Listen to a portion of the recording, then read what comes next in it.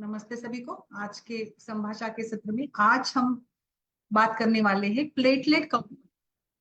आजकल हमने देखा कुछ सालों में पपया इस फल का बहुत ही ज्यादा पैमाने पर प्लेटलेट काउंट बढ़ाने के लिए प्रयोग किया जा रहा है। और ऐसे होता है कि मैंने देखा कि बड़े बड़े जो आईसीयू या अस्पताल होते हैं ना, उसके नीचे जो फलों के ये होते हैं ना, वहां पे पपया बहुत भरपूर मात्रा में, पपया कीवी, इन फलों का अचानक से ये हो गया कि भाई प्लेटलेट कम हो गया है, डेंगू है और बहुत ज्यादा बुखार है, बहुत दिनों से बुखार चल रहा है, तो पपया खाओ, कीवी खाओ। तो कहीं ना कहीं फिर मैंने सोचा कि क्या है इसके पीछे का राज, क्या है प्लेटलेट, क्या काम। हमारे शरीर में तीन प्रकार के सेल्स होते हैं ना, are red blood cells, white blood cells और प्लेटलेट। प्लेटलेट ये हमारे क्लॉटिंग फैक्टर या क्लॉटिंग कोगुलेशन की प्रोसेस के लिए बहुत इंपॉर्टेंट होते हैं। प्लेटलेट का काम ही है हिमोरेज को रोकना। जहां से भी शरीर में रक्तस्राव हो रहा है वहां उस समय पे इस रक्तस्राव को रोकने के लिए विटामिन के साथ जो प्रक्रिया होती है, नेचुरल प्रक्रिया कोगुलेशन की, क्लॉटिंग की, उस नेचुरल प्रक्रिया के लिए हमारे शरीर का ये जो सेल है प्लेटलेट, वो रिस्पॉन्सिबल होता है। गर्भावस्था में कई बार इस प्रकार के थोड़े सीरियस होता है एक्चुअली। गर्भावस्था में अगर मान लीजिए कि किसी महिला का प्लेटलेट काउंट डिफर होता है या उसमें कुछ विकृति आ जाती है, तो उसमें हम कैसे काम करेंगे या क्या विचार हमें करना चाहिए। लो प्लेटलेट काउंट आयुर्वेद में हम उसको कैसे विचार करें, क्या है ये, इसको, इस डिसीज को नाम क्या है। इसको कहा जाता है आईटीपी, इम्यून थ्रोम्बोसाइटोपेनिक परप्यूरा। ये एक ऑटो इम्यून डिसीज है जिसमें मुख्य रूप से लो प्लेटलेट काउंट और जो एक प्रकार की म्यूको क्यूटेनियस ब्लीडिंग होती है, नहीं शरीर के अंदरूनी हिस्से में ब्लड के पैचेस दिखने लगते हैं। सो इसमें टारगेट जो होता है, जैसे यंग वुमन में जो रिप्रोडक्टिव एज की है ना, जो फर्टाइल एज की महिलाएं हैं, ये ज्यादा मात्रा में प्रेगनेंसीज में देखा जाता है। प्लेटलेट टारगेट होता है इसका, और कहीं ना कहीं इम्यून सिस्टम भी डिस्टर्ब हो जाती है। और इस प्रकार के कंडीशन में हम कैसे विचार करेंगे, क्या कहेंगे। आयुर्वेद में इसको क्या कहा है। आयुर्वेद में ये एक प्रकार से रक्त और पित्त की दृष्टि ही मानी है। तिर्यक रक्त पित्त के समान इसको बताया जाता है, तिर्यक रक्त पित्त, ऐसा इसका विचार किया गया है। अगर हम इसका विचार करें तो रक्त दृष्टि और पित्त दृष्टि इसमें मानी जाती है। और खास करके ओबेस महिलाओं में या थोड़ी एल्डरली जो महिला होती है प्रेग्नेंट, उनमें ये होने का संभावना ज्यादा होता है। तीर्यगत रक्तपित्त ये इसको कह सकते हो। इस तीर्यगत, और भले ही वो तीर्यगत हो, तीर्यगत क्यों कहा है, ऊर्ध्वक अधोक तीर्यगत, यानी जैसे इसमें जो ब्लड पैच मिल जाते हैं शरीर के कहीं किसी पर भी हिस्से में भी मिल जा सकते हैं, और इसीलिए इसको तीर्यक रक्तपित्त कहा जाता है। तो यहाँ पे हमारा प्राइमरी फोकस रहेगा रक्त और पित्त दोनों को हम शमन करें, रक्त और पित्त का शमन करना, ये हमारा इसका प्राइमरी फोकस रहता है इस आईटीपी में। इम्यून थ्रोम्बोसाइटोपेनिक परप्यूरा ये एक ब्लीडिंग डिसऑर्डर कहा आप इसको कह सकते हो, जिसमें कि खास करके जो ब्लड पैचेस मिलेंगे शरीर में अलग अलग रूप से मिलेंगे, इवन ब्लीडिंग गम्स के साथ भी हो सकता है और कहाँ पर भी। बट अगर ये कंडीशन, मानिए मंदाकिनी जी, शुभ्रा जी और सारे वैद्य, अगर ये कंडीशन गर्मी महीने में हो जाती है जिसमें परप्यूरा पैच दिखते हैं, सो इस समय पे काफी सीरियस ये मामला हो सकता है। और फिर इसको डायग्नोसिस करने के लिए अलग अलग तरीके का इस्तेमाल किया जाता है। सो हम इसमें हेतु निदान तिर्यक जो भी रक्त पित्त के कारण है, रक्त की दृष्टि, पित्त की दृष्टि, सभी को मानकर हमें यहाँ पे धात्वाग्नि पर, लीवर मेटाबॉलिज्म पर भी काम करवाना, यकृत पर हमें काम करवाना है, शरीर का हाइड्रेशन। अभी आप पूरे पूरे बॉडी का एग्जामिनेशन करना होगा आपको कि कहाँ पर महिला के बहुत ज्यादा ऐसे देखा जाता है ना, यूजुअली घुटनों के यहाँ पर ऐसे ब्लैक डार्क स्पॉट्स मिल जाते हैं, जो शरीर अंदरूनी वहां पे लेयर पर, स्किन के अंदर रक्त का स्राव वहां पे देखा जाता है। तो ऐसे पैच कहीं पे मिल रहे हैं क्या, आप देखिए। सो बिल्कुल, मतलब ये ऑब्जर्व करना होगा आपको। पूरा एग्जामिनेशन आप फिर बाकी सारे इन्वेस्टिगेशंस कर लीजिएगा, platelet, haemoglobin, blood group, RH, ये वो जो भी डेंगू वगैरह बाकी भी सारे सारे टेस्ट तो इसमें हमें करने ही है, विटामिन देखिए हिस्ट्री देखिए पेशेंट की, वॉटेवर जो भी है, तो ब्लीडिंग हो रही है कुछ हिस्सों से शरीर के, तो इसीलिए हमने इसको रक्त पित्त माना है। सो ये ब्लीडिंग डिसऑर्डर है, और इसमें हम इसके 3 प्रकार जैसे करते हैं ना, तो ऊर्ध्वक यानी एपिस्टैक्सिस कहा जाता है, अधोक में हम जैसे जिसको हिमैचुरिया कह सकते हो आप। अब ये तिर्यक है, इसीलिए इसको मैंने नाम दिया है परप्यूरा या इकोमायोसिस, इस प्रकार से। तो ये इकोमायोसिस और तिर्यक रक्तपित्त, ये एक ऐसा डिसीज है जो अलग अलग रूप से भी, कभी कभी मेनोरोजिया भी हो सकता है पेशेंट में, कुछ भी हो सकता है, हिमैचुरिया भी होता है। तो उसमें मुख्य कारण क्या है? उष्ण तीक्ष्ण आम्ल कटु लवण, जो हमारे पित्त के प्रकोपक सारे आदतें हैं, ये जो पित्त दुष्ट हुआ है वो जाकर रक्त के साथ मिलकर इसकी संप्राप्ति को बनाता है। तो हमारा उद्देश्य क्या है? रक्त और पित्त की संप्राप्ति का भंग करना। अभी इसका जो प्रोग्नोसिस जैसे मैंने बताया डिपेंड करता है, सीवियरिटी पर डिपेंड करता है।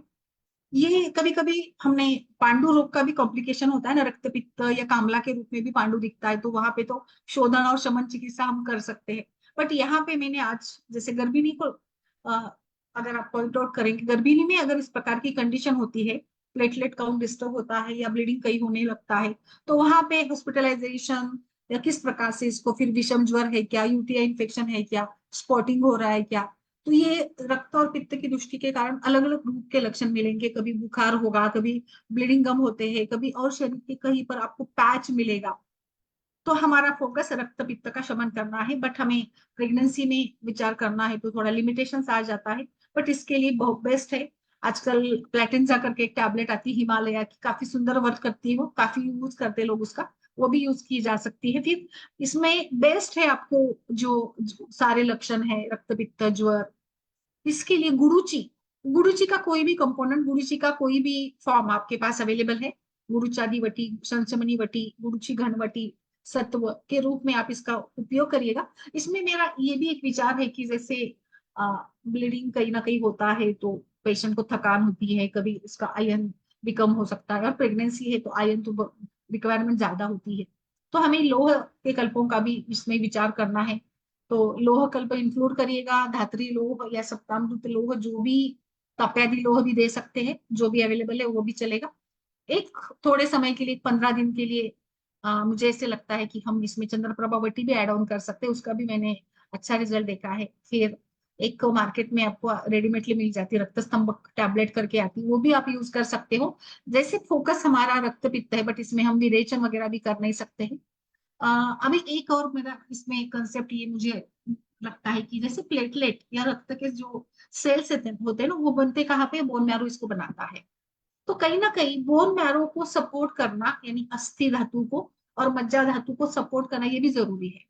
तो इसमें हमारा जो प्लान रहेगा उसमें आप अस्थि पोषक या अस्थि धातु का जो भी पोषण करने वाले जिस प्रकार के भी कंपोनेंट्स है, फिर वो हड जोड़ आ गया, जो भी आप देना चाहते हैं, जो भी सुटेबल है अवेलेबल है, अस्थि पोषक टैबलेट्स जरूर यूज करें। क्योंकि ये विचार भी हमें करना है कि हमें नेचुरली प्लेटलेट काउंट को कैसे बढ़ाना है, क्योंकि प्लेटलेट ही इसके लिए रिस्पॉन्सिबल है ना।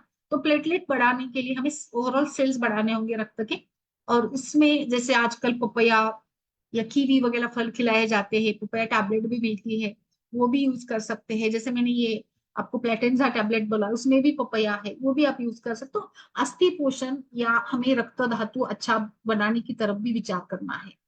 अगर इसमें कॉम्प्लिकेशंस के रूप में विषम ज्वर बुखार रहा, तो हम ज्वरज्ञ चिकित्सा करेंगे। जैसे हम कुछ भस्मों का प्रयोग कर सकते हैं जो प्रेगनेंसी में भी चलते हैं, स्वर्ण है, लोह है, इनका ताम्र का प्रयोग कर सकते हैं।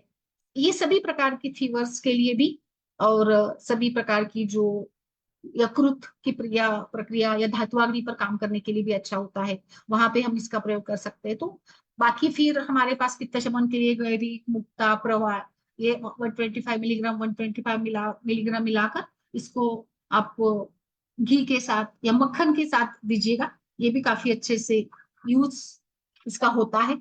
इसमें मुख्य रूप से ना गुरुची का सुंदर रोल रहता है। तो जैसे मैंने बताया कि गुरुची is the only one and the best one, only one, not only one, but it is the best one for such type of cases. और इसमें प्लेटेंजा में भी होती है, गुरुची होता है, उसमें मरीच, गुरुची, पपया एंड भूत धात्री, ये इसके कंटेंट है। और ये लो प्लेटलेट या थ्रोम्बोसाइटोपिनिया जहां पर भी आपको लगता है वहां बूस्ट करने के लिए 1 से 2 टैबलेट्स यूज करते हैं।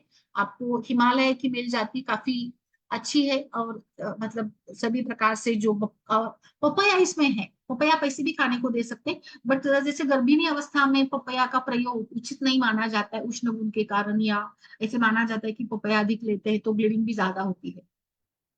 बट एक्चुअली जहां पे बुखार जनित लक्षण है ना, वहां पे आपको इसका प्रयोग करना है, मतलब एंटी डेंगू माना गया है। और पपैया में ऐसे तत्व है जो कि पेरिफेरल जो प्लेटलेट का डिस्ट्रक्शन होता रहता उसको ये कम करती है। तो इस उद्देश्य के साथ इसका प्रयोग करना है। बट आप देखिए, जैसे गर्भिणी की प्रकृति देखिएगा, उसकी सिवियरिटी देखिएगा सिम्टम की, उसके अनुसार इसका प्रयोग करिएगा। क्योंकि हमारे पास ऐसे ये है, अभी आप सभी लोग भी मुझे बताएंगे कि सच में पपैया गर्भिणी अवस्था में देना चाहिए नहीं देना चाहिए। शुभ्रा जी, मंदाकिनी जी, ज्योति जी, सारे डॉक्टर साहब बताइए, गोपाल कृष्ण जी, कि आपको क्या लगता है कि देना उचित है नहीं देना चाहिए। वॉट एवर आपको, आपका जो भी सजेशन है इसमें आप इसमें बता सकते हैं।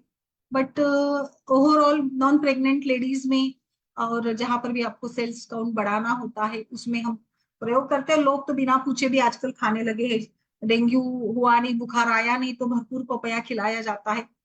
सो ये थोड़ा विचारणीय रहेगा, या इसमें सभी का विचार हमें देखना पड़ेगा। तो आप देखिए, फिर बाकी ओवरऑल एग्जामिनेशन, कुछ बोन में पेन है क्या, थकान कितनी है, ब्लीडिंग कहाँ कहाँ से हो रही, गम से हो रही, नोज से हो रही, यूरिन से हो रही है, या फिर पैची स्पॉट्स है परप्यूरा के जैसे, ये सारा हमारा इसमें ये रहेगा। और फिर जैसे हॉस्पिटलाइजेशन की जरूरत पड़ी तो फ्लूइड लेवल्स को भी मेंटेन करना पड़ेगा। तो ये रक्त पित्त या रक्त शोथ है एक, देखिए।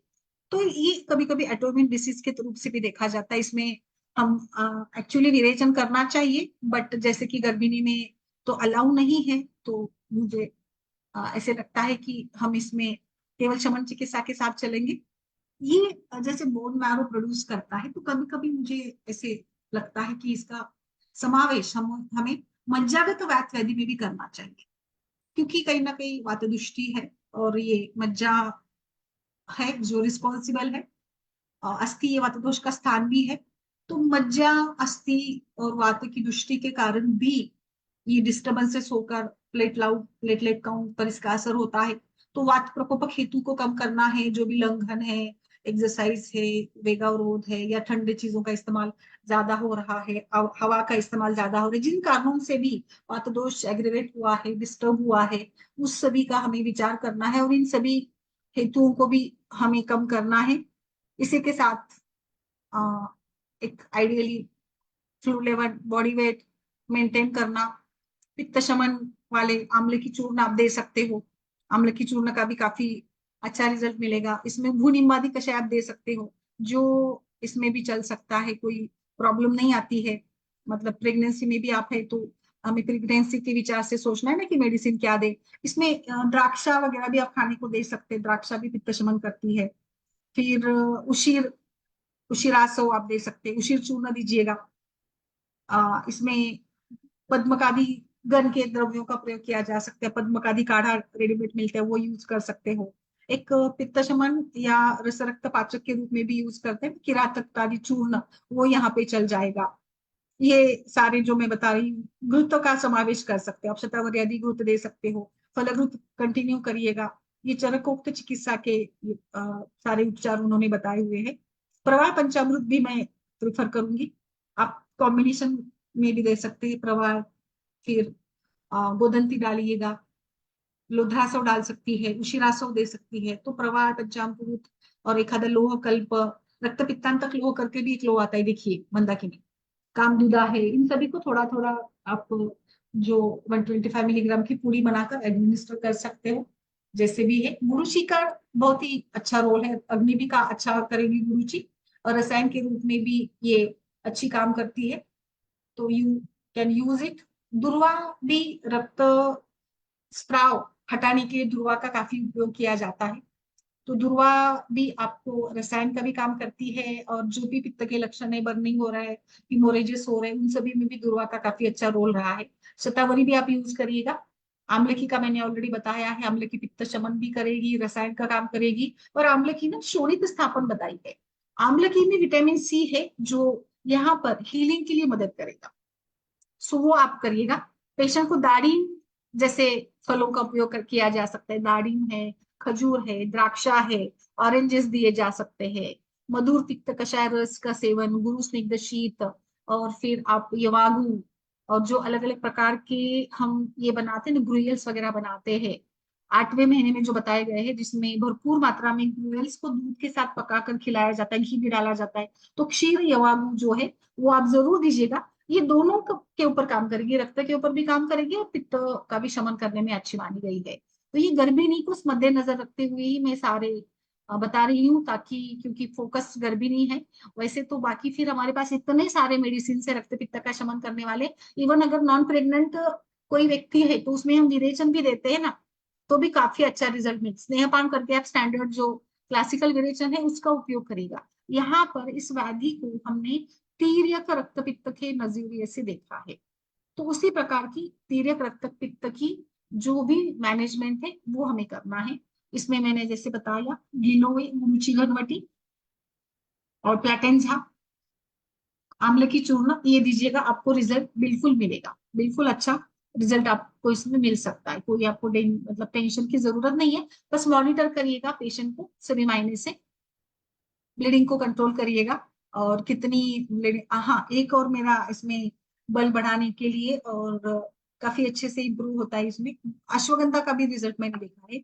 अश्वगंधा भी रक्त कणों को बढ़ाती है, व्हाइट ब्लड सेल्स, रक्ताणु को, दोनों तीनों सेल पर ये काम करती है। और ये इम्यूनो सप्रेसिव भी इसकी एक्शन है। और जो सेल के टिश्यूज, सेल या टिश्यूज का स्ट्रेस भी कम करती है। और अश्वगंधा तो बल्ले है, तो कोई दिक्कत ही नहीं है, बेस्ट रहेगा। इवन कुछ लोग ब्राह्मी का भी उपयोग करते हैं। गोटुकाला ब्राह्मी जो ब्लड क्लॉट्स को ट्रीट करने में काफी अच्छी है। फिर अगर आपको लग रहा है कि भाई पैच और सूजन भी है तो आप पुनर्नवा दे सकते हो, है ना। एक ये भी आता है नोनी करके आता है, नोनी का भी प्रयोग किया जा सकता है। सो ये नोनी आजकल यूज करते हैं लोग सारी, काफी अच्छे से ये ब्लीडिंग प्रॉब्लम्स के में काम करता है। ककरमीन कैप्सूल है वो भी दिया जा सकता है। ककरमीन कैप्सूल या हरिद्रा चूर्ण आप गर्म पानी के साथ या जो अम्लकी के साथ मिलाकर दे सकते हो, वो भी काफी अच्छा है। इन सभी के साथ करेला की सब्जी खाने को दीजिए पेशेंट को, और दाढ़ी खिलाइए भरपूर। करेला, फिर बीट, कैरट थोड़ा थोड़ा पका कर दीजिएगा, वात प्रकोप ना हो, कच्चा मत दीजिएगा। कॉलीफ्लावर की सब्जी खिला सकते हो। ज्यादा लवण और बहुत ज्यादा मसाला तीखा ये स्पाइसी ऐड कम करिए, क्योंकि ये रक्त और पित्त दोनों को बढ़ाते हैं। सो नोनी का भी काफी सुंदर रिजल्ट है मंदाकिनी जी। बोलिए मैम, आपका नोनी को आपको मिल जाएगा, मार्केट में मिलता है नोनी का जूस, रेडीमेड मिल जाता है। ये एक क्या बोलते हैं इसको, नोनी, ये आयुष शक्कर बताई जाती है।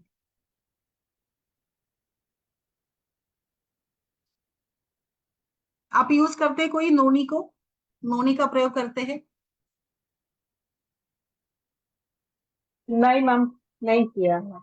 अच्छा। मैम मुझे ना प्लेटेंजा से ज्यादा अच्छा रिजल्ट ना माइक्रोलैब हम्म। का कैरिप्रिल आता है। उसमें किसका जो डोलो किसका? बनाते हैं, माइक्रोलैब का जो डोलो 650 बनाते हैं ना, हाँ हाँ हाँ। उनकी है कैरिप्रिल मैम।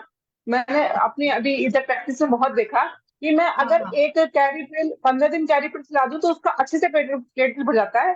कंपेयर टू प्लेटेंजा, प्लेटेंजा सस्ती तो पड़ती है लेकिन वो हाँ। उतना अच्छा रिस्पॉन्स नहीं करती जितना कि कैरिप्रिल करती है। अच्छा। बाकी तो अच्छा। आपने जो आमलकी वगैरह बताया वो तो देते ही हैं, आमलकी, गिलोय।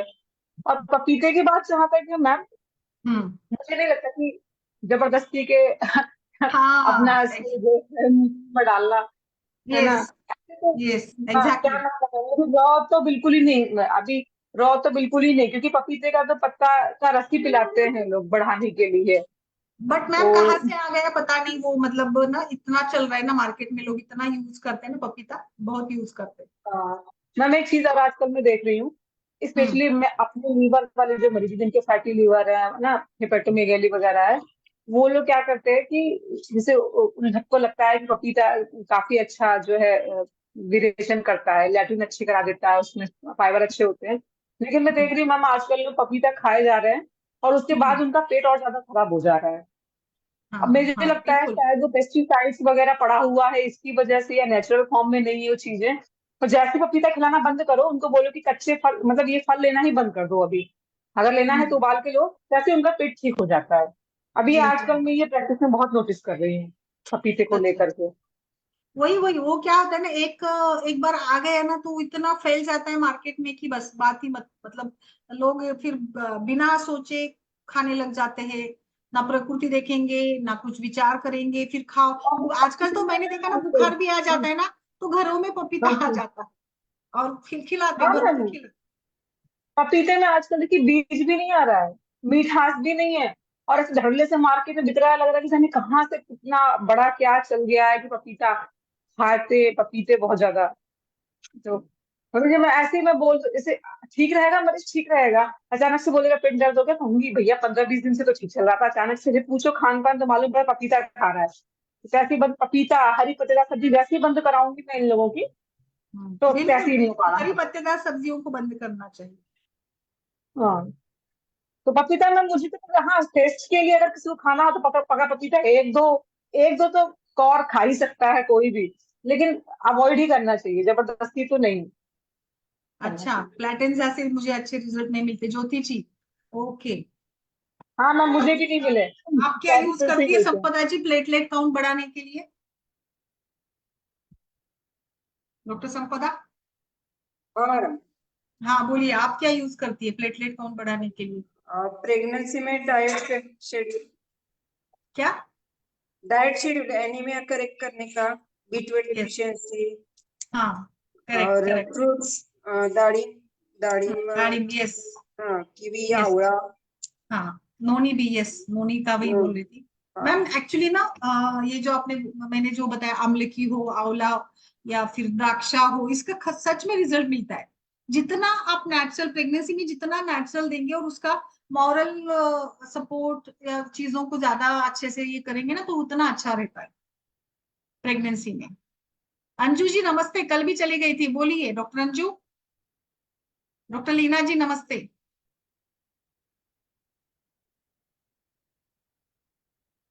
Doctor Anju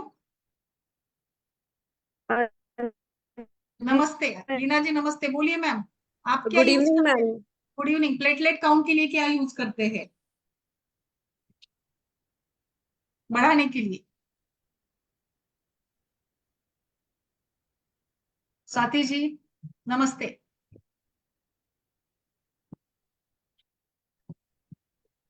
ji ma'am, good evening.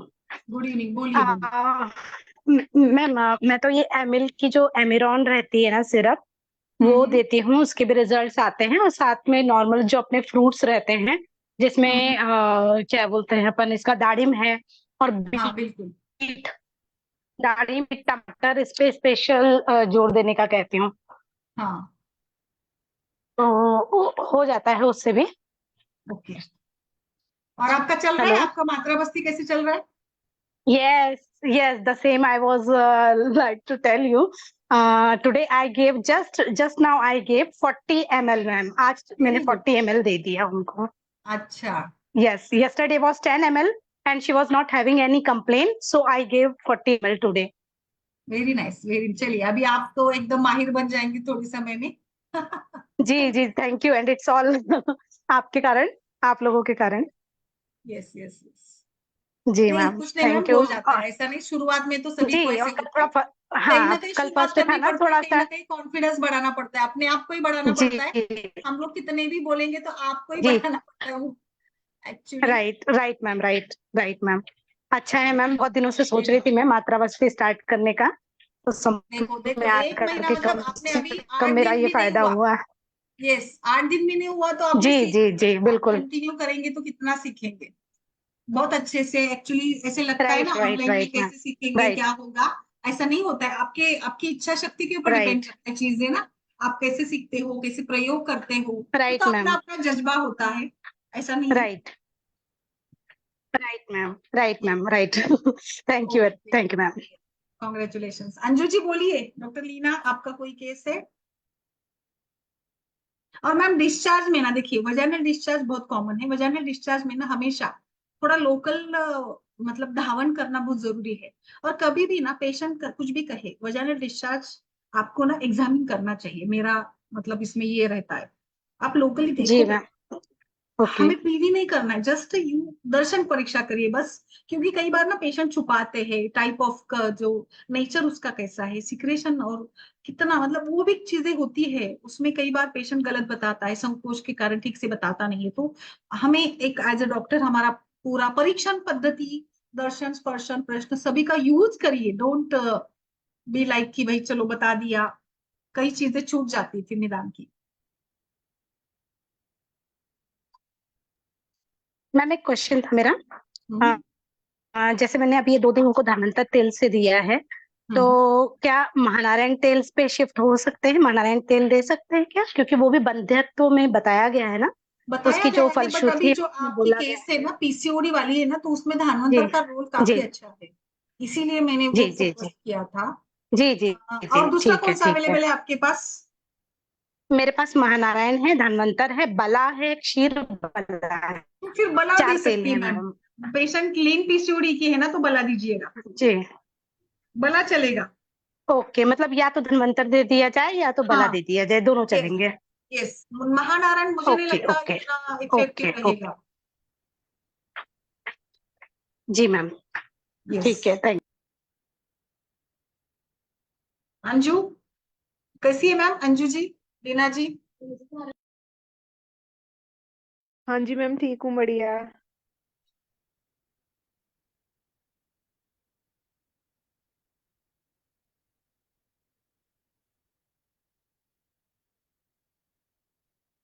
Case हो तो बताइए। और डिस्कशन कुछ लीना जी, डॉक्टर लीना जी। आज हमने प्लेटलेट काउंट को लेकर डिस्कस किया। मुझे बहुत दिनों से करना था डिस्कशन, क्योंकि काफी केसेस होते हैं ना आजकल। प्लेटलेट काउंट बहुत ही जल्दी लो हो जाता है, थोड़ा भी बुखार आता है तो आजकल पता नहीं कहाँ से।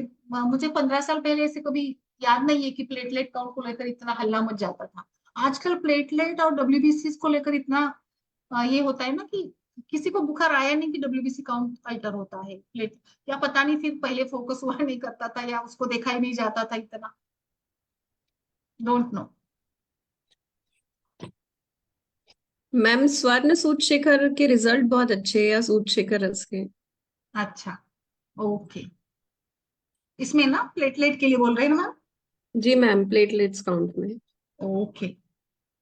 स्वर्ण तो मैम, स्वर्ण भस्म मैंने बताया, स्वर्ण तो आप देना ही है। आप ना ये जो सारे भस्म है, मुक्ता, स्वर्ण, इवन नागकेशर चूर्ण है, अब्रक है, इनका भी प्रयोग कर सकती है। धातु शिथिलता के लिए भस्मों का प्रयोग अच्छा है। यहाँ पे कहीं ना कहीं धातु में शिथिलता आई है ना, अग्निमांद है, धातु ठीक से नहीं बन रहे, तो वो विचार करके आपको ये देते हो ना। मॉडर्न में कोई ट्रीटमेंट नहीं है, सच बताओ। मॉडर्न में केवल एंटीबायोटिक और विटामिन बी कॉम्प्लेक्स ऐसे ही चलता है। सबसे पहले तो एंटीबायोटिक्स और फिर ये विटामिन चाहिए। तो एक्चुअली विटामिन चाहिए भी, ब्लड बनने के लिए भी चाहिए। तो आयरन और ये बी कॉम्प्लेक्स हम नेचुरल चीजों से जितना दे उतना अच्छा रहेगा ये केसेस में। मैम नाग केसर और क्या बताया आपने? नाग केसर चूर्ण या बाकी भस्म भी दे सकते हैं, मुक्ता, प्रवाल, जी मैम। वो दे सकते हैं।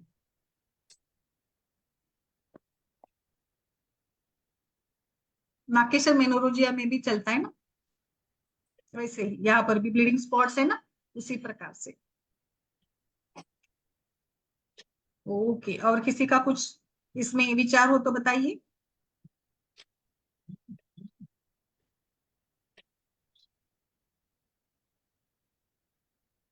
तो I hope Leena ji cases वगैरह हो तो आप भी डालिए ग्रुप पर। अंजू जी आप भी, जी मैम। क्योंकि डिस्कशन जितना अच्छे से हम करेंगे ना, आपको जैसे देखिए मतलब छोटी छोटी चीजें भी होती है। और स्वाति जी आप ना कैथेटर फ्रेश ही यूज करें। जी जी मैम, कैथेटर भी, हाँ सिरिंज तो भी सब फ्रेश यूज हाँ, कर रही आजकल हूँ के मैं। जमाने में नहीं, उसको हम लोग ना ऐसे भी जी यूज नहीं करेंगे बिल्कुल, क्योंकि जी थोड़ा जी सा भी कुछ ये हो गया है ना तो प्रॉब्लम्स होते हैं। क्यों हेल्थ मतलब जी क्यों हम ये करें उसको ना। दोनों। Right ma'am right right. मेरा एक क्वेश्चन था ये मात्रा बस्ती को लेके। ये हम्म, जो आप सिरिंज जैसे 10 ml की यूज करते हो किस नहीं या 20? नहीं मैम नहीं, बड़ी मैंने तो वाली, बड़ी वाली।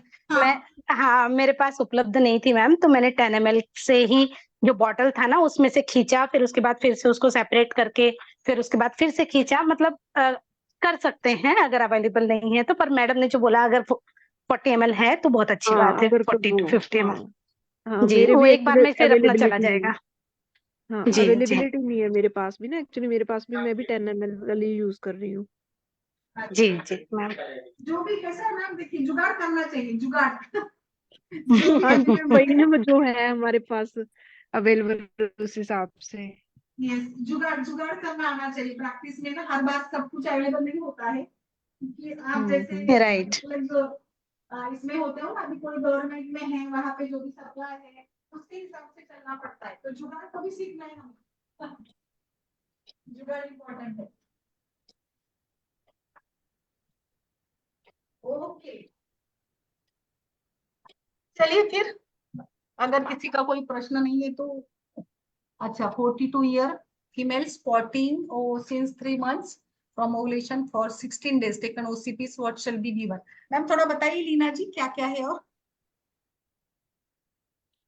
और स्पॉटिंग है 3 महीने से। अच्छा, फॉर 16 days। अच्छा, टोटल 16। अच्छा, ओबेसिटी है मैम, ओबेस पीसीओडी वगैरह कुछ है, यूएसजी करवा लिया आपने? आप लीना जी बताइए, डॉक्टर लीना। अच्छा, पीसीओएस है मैम, ओके। ठीक है मैम, ये तो 42 यानी वो थोड़ी जा रही है, मेनोपॉज की तरफ जा रही है। मैम विरेचन करवाते हैं इसमें ना, ब्लीडिंग भी है, पित्त दृष्टि है, वजन बढ़ा हुआ है, मेद धातु की दृष्टि होगी, कफ है, वात भी है, और कहीं ना कहीं पित्त भी है, तो ओवरऑल पीसीओएस की है। तो पीसीओएस में विरेचन, आप पहले सबसे पहले तो पंचकोल दीजिएगा, पंचकोल चूर्ण या पंचकोल अरिष्ट या पंचकोला सौ, वट एवर अवेलेबल। आम पाचन करेंगे, आम पाचन से काफी फर्क पड़ेगा। इवन इसमें शुंठी वगैरह है तो ब्लीडिंग पर भी फर्क पड़ेगा। सो आप आम पाचन कोई भी टाइप का जो भी अवेलेबल है। लीना जी आप कहाँ से हैं? मैम इटारसी से। कौन से प्रांत में आता इटारसी, है? एमपी एमपी से मैम। अच्छा, तो क्या अवेलेबल है आपके पास अभी आम पाचन के लिए? मैम अभी आरोग्यवर्धिनी, चित्रकादि वटी, शुंठी चूर्ण है मैम अवेलेबल। अच्छा, ठीक है, फिर चलेगा। आरोग्यवर्धिनी दीजिएगा जी मैम। 1 बीडी। और दूसरा क्या बताया? आरोग्यवर्धिनी मैम, शुंठी चूर्ण भी अवेलेबल है। शुंठी चूर्ण नहीं, केवल शुंठी से नहीं होगा, थोड़ा ओबेस वगैरह है तो पंचकोल दीजिए मैम, पंचकोल चूर्ण। जी मैम। दशमूल अरिष्ट वगैरह भी चलता है मैम। दे सकते हैं। अभी अभी कैसा है, पहला हम जैसे हमारा कंसेप्ट आम पाचन का है, तो पहले आम पाचन कर लेते हैं और फिर हम दूसरा मेडिसिन स्टार्ट करेंगे। अभी जी मैम। आरोग्यवर्धिनी, ये पंचकोल चूर्ण और चंद्र प्रभावटी एक चलाइए। एक जी चलिए, मैम। 7 दिन का ये कोर्स करिए। Then we will start snehan, और फिर हम विरेचन करेंगे।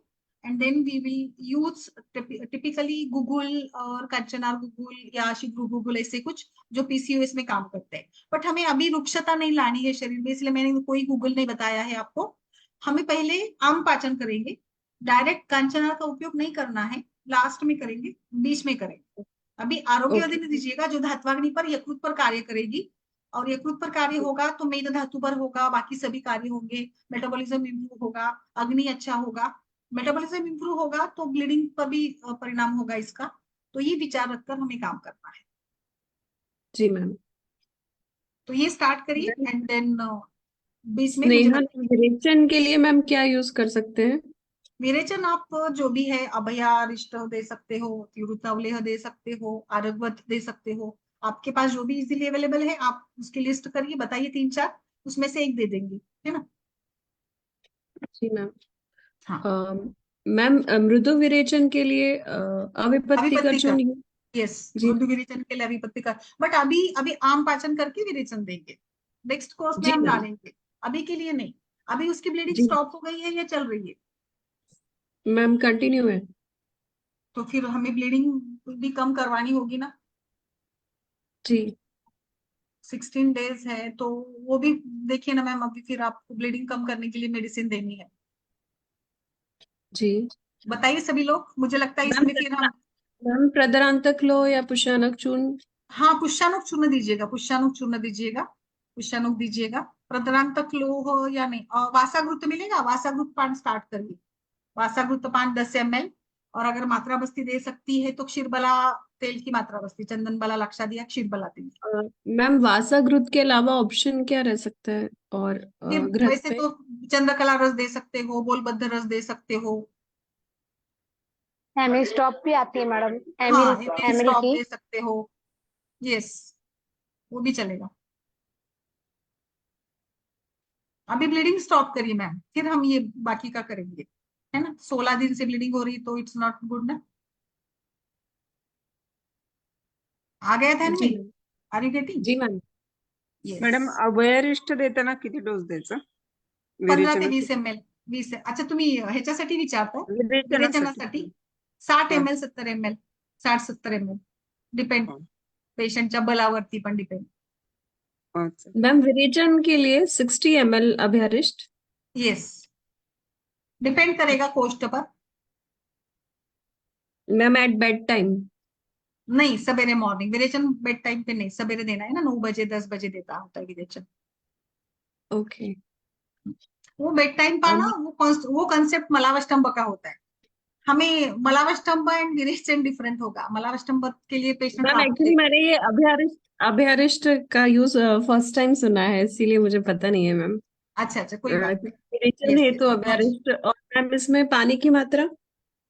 पानी मैम इक्वल अमाउंट में देना पड़ता है, बट अभी यहाँ पे इतना पानी नहीं डालेंगे आप, जस्ट एज अनुपान आप दे सकते हो 10 ml वगैरह, बाकी ज्यादा नहीं देंगे। जी मैम। Yes, okay.